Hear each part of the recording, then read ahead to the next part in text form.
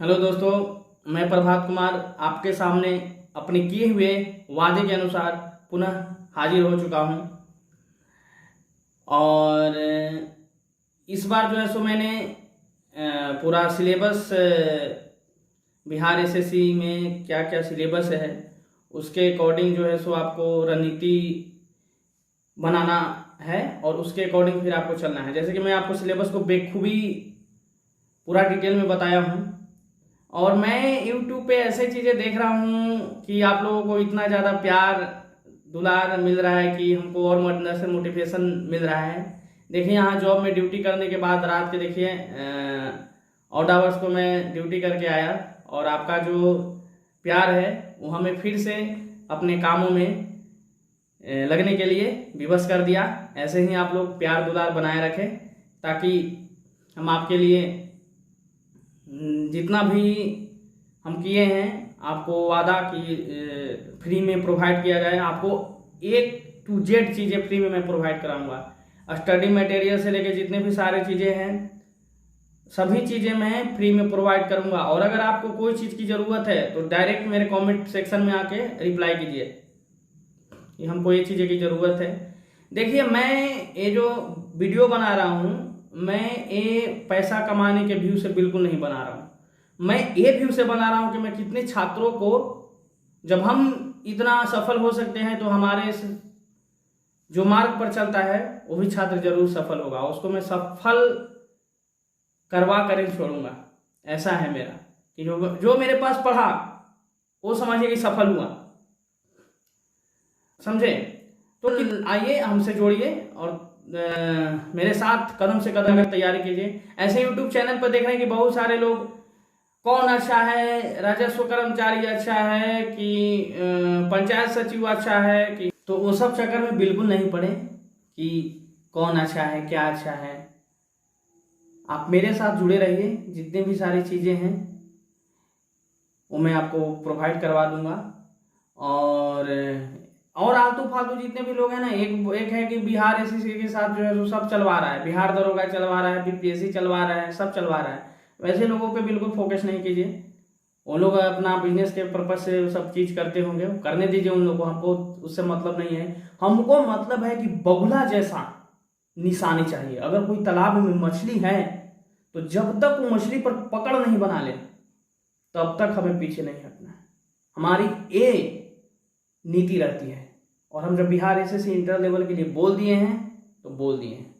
एक बार जो कह दिया वो कह दिया, अब उस पर अग्रसर होकर चलना है। इसलिए मुझे फॉलो करते रहिए और आलतू फालतू के जितने भी सारे चैनल हैं उसे देखना छोड़िए और इस पे अग्रसर होइए कि जो भी आपका जो मटेरियल है वो मैं आपको दे सकूं। तो चलिए, सिलेबस के बारे में हम आपको डिटेल बताते हैं, उसके अकॉर्डिंग आप देखिए उसको। और उसके बाद मैं स्ट्रेटेजी क्या क्या लाता हूँ, कैसे कैसे लाता हूँ, उसके बारे में मैं नेक्स्ट टाइम बताऊंगा। तो चलिए सिलेबस की ओर। तो चलिए दोस्तों, जो बिहार एसएससी लेवल का जो सिलेबस है उसके बारे में हम लोग बारीकी से जो है सो चर्चा करते हैं, क्या क्या कैसे है परीक्षा है उसमें। देखिए, चलिए प्रारंभ करते हैं। प्रारंभिक परीक्षा में एक पत्र समान ज्ञान का होगा, ठीक है। समान ज्ञान को बेसिकली 3 भागों में बांट दिया है। ये वाला देखिए, ये जो है सो बेसिकली 3 पार्ट में भाग में बांटा है।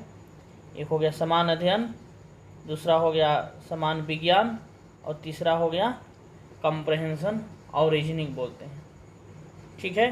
टोटल कितने क्वेश्चन आएंगे बाबू? ये तीनों मिला के टोटल आपको 150 क्वेश्चन रहेगा, ठीक है। 150 में एक सही उत्तर पे 4 अंक दिए जाएंगे और प्रत्येक गलत उत्तर पे 1 अंक की कटौती की जाएगी। बहुत इंपॉर्टेंट है, उस पर ध्यान देने की बात है। तो इसको हम समझ लेते हैं कैसे कैसे करेगा। जैसे मान लीजिए आपने 1 2 3 4 क्वेश्चन बनाए तो 3 उसमें से सही है, 1 में गलत हो गया, तो हर एक पे 4 नंबर देगा, यानी 4 × 12 और 1 नंबर कट कर लेगा, यानी 11 नंबर आपको आएगा, ठीक है। उस तरीके से आपको 2 घंटा 15 मिनट का फुल समय मिलेगा। तो 15 मिनट, 2 घंटा 15 मिनट का समय मिलेगा तो 15 मिनट तो आप हटा ही दो, क्योंकि 15 मिनट तो आपको सिग्नेचर करने में, ये सब में लग जाएगा। फिर आपका वो आएगा इन्विजिलेटर, वो जो है सो आपका कॉपी वोपी चेक करेगा। तो 15 मिनट तो हटा ही दो, मान लो 120 मिनट, मतलब 2 घंटा नेट आपके पास समय बचेगा। ठीक है। जो परीक्षा का जो भाषा है वो हिंदी और इंग्लिश दोनों में होगा, लेकिन अगर कोई प्रॉब्लम आता है तो अंग्रेजी के प्रश्न ही यहाँ पे मान्य होंगे। मतलब मान लीजिए कि आपके पास हिंदी भी है और इंग्लिश भी है एक पेपर में, तो अगर हिंदी में कोई त्रुटि आ रहा है, कोई ऐसा लैंग्वेज है जो कि नहीं समझ में आ रहा है, हिंदी में भी ऐसे ऐसे लैंग्वेज होते हैं, तो आपको इंग्लिश पे जाना है, इंग्लिश वाला करेक्ट माना जाएगा। ठीक है। ये हो गया आपका एक ओवरऑल जो है सो परीक्षा का पैटर्न प्रारंभिक कैसा रहेगा। अब हम इसके बारे में, जो सामान्य अध्ययन ये सब के बारे में देख रहे हैं, इसके बारे में चलिए डिटेल से अध्ययन करते हैं। चलिए सामान्य अध्ययन में आ जाइए, क्या क्या चीज़ें क्वेश्चन आपको पूछा जाएगा। तो सामान्य अध्ययन में इसमें जो उद्देश्य है कि आसपास के वातावरण, आसपास के जैसे ही वातावरण कह दिया तो समझ जाइए इस इन्वायरमेंट से आपको क्वेश्चन डालेगा धर के। ठीक है।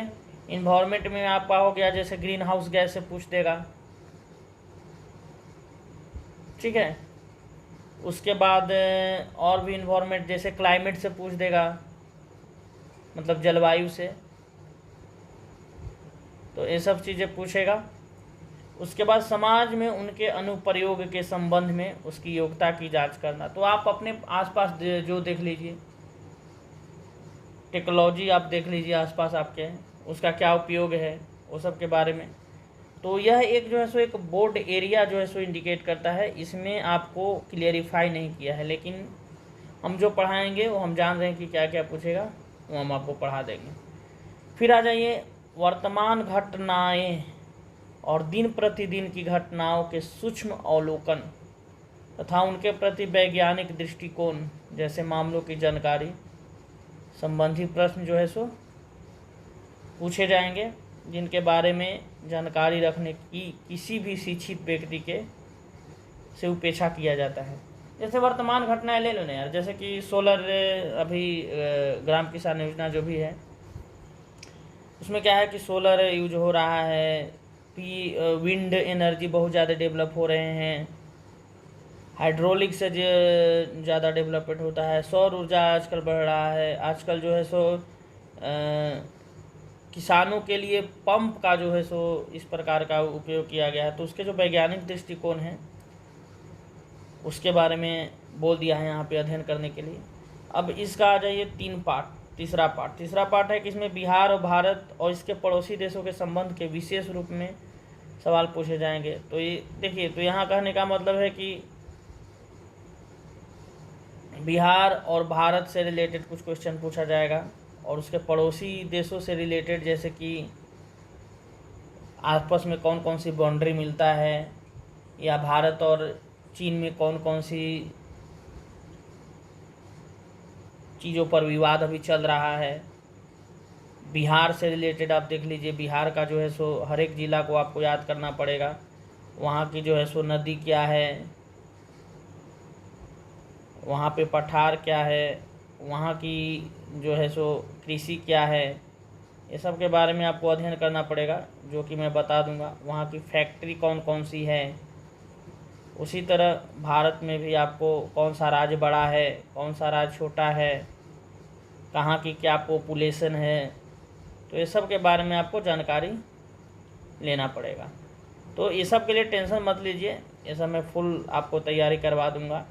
टेंशन तो आपको कहीं लेना ही नहीं है, सभी जगह मैं खड़ा हूँ आपके लिए। ठीक है। चलिए अब नेक्स्ट पे आते हैं।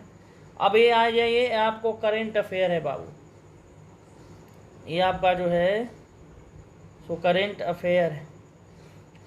इसमें जो है सो वैज्ञानिक प्रगति में, जैसे कि साइंस एंड टेक्नोलॉजी में देख लीजिए आप, जो अभी चंद्रयान गया है उसके बारे में ले लीजिए। चंद्रयान 3 पूछ देगा कि चंद्रयान 3 किसके द्वारा लॉन्च किया गया, एक तो कि इसरो हो जाएगा, और एक कौन सा पैड के द्वारा लॉन्च किया गया, तो ये सब जानकारी रखिए, ये सब पूछेगा। फिर पनडुब्बी कौन कौन सा, अभी नया पनडुब्बी कौन सा कार्यरत किया गया है, वो सब पूछ लेगा। परमाणु प्रशिक्षण क्या हुआ, तकनीकी विकास में क्या क्या चीज़ें हैं।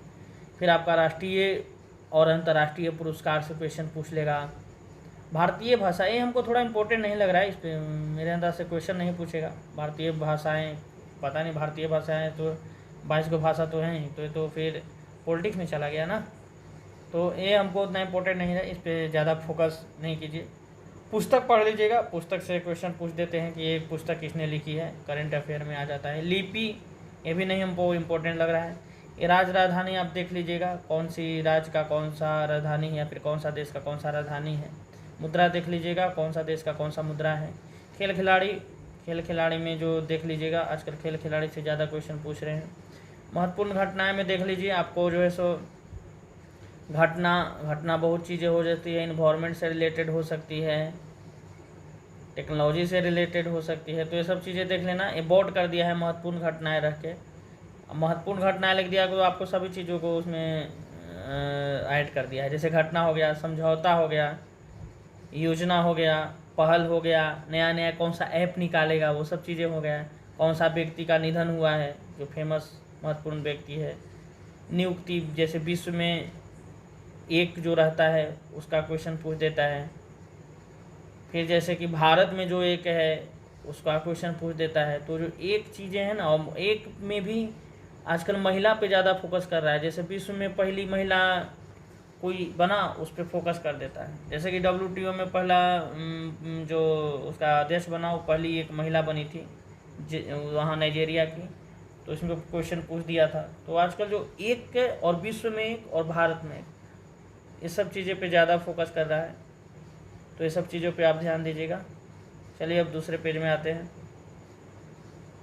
और यहाँ पे आ जाइए, भारत और पड़ोसी देश, उसमें क्या क्या चीज़ें पूछेगा। जैसे पड़ोसी देशों का इतिहास, पड़ोसी देशों का इतिहास में क्या क्या पूछ सकता है। जैसे कि क्वेश्चन एक बनता है कि संसद, अफगानिस्तान को संसद को क्या बोलते हैं, जापान के संसद को क्या बोलते हैं, भारत में जो संसद है उसको क्या बोलते हैं, जैसे अमेरिका में संसद है उसको कांग्रेस बोलते हैं, तो इस टाइप से क्वेश्चन पूछ सकता है। समझौता कौन कौन सा हुआ, जैसे कि ताशकंद समझौता, शिमला समझौता, कारगिल, ये सब चीज़ें पूछ सकता है। युद्ध में देख लीजिए, कारगिल युद्ध, ये सब चीज़ें पूछ सकता है, और इत्यादि से रिलेटेड पूछ सकता है। जैसे फिर इसमें आ जाइए भारत का इतिहास। भारत का इतिहास में 3 पार्ट में इसको बांट लीजिए। एक होता है मॉडर्न इतिहास, शुरू से लेके चलिए, एक होता है एंशियंट प्राचीन काल, एक होता है मध्यकाल मेडिवल बोलते हैं, और एक होता है मॉडर्न जिसको आधुनिक बोलते हैं। तो ये तीनों क्वेश्चन पूछिएगा, और तीनों में मेरे अंदाज से भारतीय इतिहास में ये जो पार्ट है ना, स्वतंत्रता आंदोलन, ये बहुत इंपॉर्टेंट, क्योंकि इससे क्वेश्चन पूछता है। और ये सब चीज़ें तो एक आध दो सा मतलब एंट्री करवा देगा कि महात्मा बुद्ध से रिलेटेड एक आध दो क्वेश्चन दे दिया, नहीं तो ज़्यादा स्वतंत्रता आंदोलन से ही पूछता है। उसके बाद संस्कृति में वही त्यौहार हो गया, GI टैग, ये सब आप थोड़ा सा पढ़ लेना। कहाँ का क्या जो है सो डांस है, ये सब भी पूछ देता है कि डांस कहाँ का कौन सा है, क्लासिक डांस कितने हैं, सब के बारे में डिटेल में पढ़ाऊँगा। फिर भूगोल में पूछ देगा कहाँ की कौन नदी है, कौन पहाड़ है, कौन झरना है, ये सब चीज़ें पूछेगा। उसके बाद आर्थिक परिदृश्य में देख लीजिए, तो आखिरी मैंने इकोनॉमिक स्थिति आपको पूछेगा, इकोनॉमिक के बारे में। इकोनॉमिक में आप बजट पढ़ लेना और सर्वे पढ़ लेना, और ये दोनों भारत और उसका बिहार दोनों का पढ़ लेना, इसे क्वेश्चन पूछ देता है। उसके बाद देख लीजिए भारतीय कृषि और प्राकृतिक संसाधनों की प्रमुख विशेषताएं। इसमें भारतीय कृषि का थोड़ा बहुत देख लेना, कहाँ पे कौन सी फसल उगाई जाती है, कहाँ पे कौन सा चीज़ें ज़्यादा इम्पोर्टेंट है। जैसे कि सूर्यमुखी सबसे ज़्यादा मध्य प्रदेश में मिलता है। प्राकृतिक संसाधन में देख लेना, उड़ीसा में कौन सी चीज़ें ऐसा पाया जाता है, कौन सा खनिज पाया जाता है, तो इस टाइप से देख लीजिएगा। भारत के संविधान एवं राज्य व्यवस्था, ये सीधे आपका पॉलिटिक्स आ गया, ये पॉलिटिक्स से रिलेटेड है।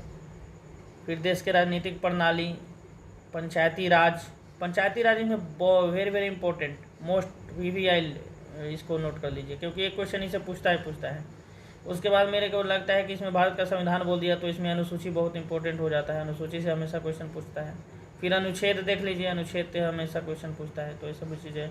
फिर भाग देख लीजिए संविधान के जितने भाग हैं, 15 में कौन सा आता है, 18 में कौन सा आता है, 20 में कौन सा आता है, ये सब चीज़ें पूछ सकता है। पंचवर्षीय योजना very very important, very very important. पंचवर्षीय योजना इतना सारा में है एक पेज में, और उसमें 2-3 को एक क्वेश्चन तो कंपलसरी पूछेगा, 2 को मेरी तरफ से रख लीजिए, एक तो मतलब कंपलसरी पूछता है। राष्ट्रीय आंदोलन में बिहार का योगदान बहुत बहुत इम्पोर्टेंट। इसे मेरे अंदाज से आजकल जो है सो बिहार स्पेशल को भी सभी लोग इम्पोर्टेंट दे रहे हैं। तो बीपीएससी में ऐसे दिया था एक, और एसएससी सीजीएल में भी इस टाइप से बिहार वाले से ज़्यादा पूछा था, तो इसका भी इम्पोर्टेंट आजकल ज़्यादा दे रहा है। नेक्स्ट में आइए, नेक्स्ट में आइए। अब यहाँ पे हम बात करते हैं समान विज्ञान की, तो वही भौतिक शास्त्र हो गया, रसायन शास्त्र हो गया, जीव विज्ञान हो गया। ये भूगोल तो बाद में रखना चाहिए, पता नहीं क्यों ला दिया, ठीक है। तो भौतिक, रसायन और जीव विज्ञान इसमें भी मैं पढ़ा दूंगा, तो क्वेश्चन आपको सभी बन जाएंगे, इससे कोई भी क्वेश्चन नहीं छूटेगा। और उसके बाद चलिए नेक्स्ट पेज पे आ जाते हैं।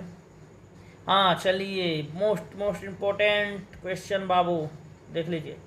यहाँ पे इसको रखा हूँ मैथ, और प्लस यहाँ देखिए मैथ, और यहाँ देखिए रीजनिंग, ठीक है। मैथ रीजनिंग मिला के टोटल 80 क्वेश्चन, इस पर आपका मार्क्स बनेगा बाबू। जो कि आपके पास तगड़ा जो टीचर है वो मैं हूँ, और इसमें मेरे अंदाज से एक भी क्वेश्चन आपको नहीं छूटना चाहिए।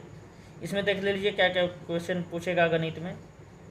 संख्या पत्ति से संबंधित, संख्या पत्ति से जैसे कि देखो ना, एक यहाँ पे 1 है, यहाँ पे 2 है, यहाँ पे 3 9 है, यहाँ पे 4 16 है, तो आगे क्या होगा ऐसे पूछ सकता है। पूर्ण संख्याओं का अभिकलन पूछ सकता है, दशमलव पूछ सकता है, भिन्न पूछ सकता है, संख्याओं के बीच परस्पर संबंध क्या है वो चीज़ पूछ सकता है, मूलभूत अंक, गणितीय सक्रिय प्रतिशत ये पूछ सकता है, अनुपात समानुपात पूछ सकता है, औसत ब्याज पूछ सकता है, लाभ और हानि। तो इसके लिए तो आप बिल्कुल चिंता नहीं कीजिए, इसमें 100 में 100 क्वेश्चन नहीं बनेगा तो मैं पढ़ाना छोड़ दूंगा, ठीक है, इसका मैं फुल गारंटी देता हूँ। मानसिक समझ क्षमता जाती, रीजनिंग बोलते हैं। रीजनिंग में बाबू ऐसे ही, रीजनिंग में समानता, विभानता, स्थान कल्पना, समस्या समाधान, विश्लेषण, दृश्य स्मृति, विभेद, अवलोकन, संबंध, अवधारणा, अंक गणितीय तर्क शक्ति, अंक गणितीय श्रृंखला, कूट लेखन, कूट से। इसमें मैं बोल रहा हूँ ना कि इसमें 80 में से 80 आपको आना चाहिए। ऐसे ही आप मतलब वो कर दीजिएगा, क्वेश्चन मिलते ही आप ढील नहीं कर दीजिएगा इसको, ठीक है। तो इस तरीके से दोस्तों पढ़ते रहिए। अब इस सिलेबस के बाद मैं क्या करूँगा कि आपको लाऊंगा कि कौन सा टॉपिक से क्या क्या क्वेश्चन पूछा है पिछले साल, ठीक है, और क्या क्या क्वेश्चन किस पे हम लोग को ज़्यादा फोकस करना है, ताकि हम लोग उसमें अपना स्थान बना सकें। तो ऐसे ही प्यार दुलार बनाए रखिए, और ज़्यादा इधर उधर के चक्कर में मत पड़िए कि यहाँ से पढ़ लें वहाँ से पढ़ लें। जब एक सोर्स पकड़ लिए, जब हमको आप फॉलो कर रहे हैं तो विश्वास रखिए कि जैसे हम हर एक जगह सफल होते हैं वैसे ही आपको ज़रूर सफल करवाएंगे। ओके, ठीक है, तो अब हमें इजाज़त दीजिए, धन्यवाद।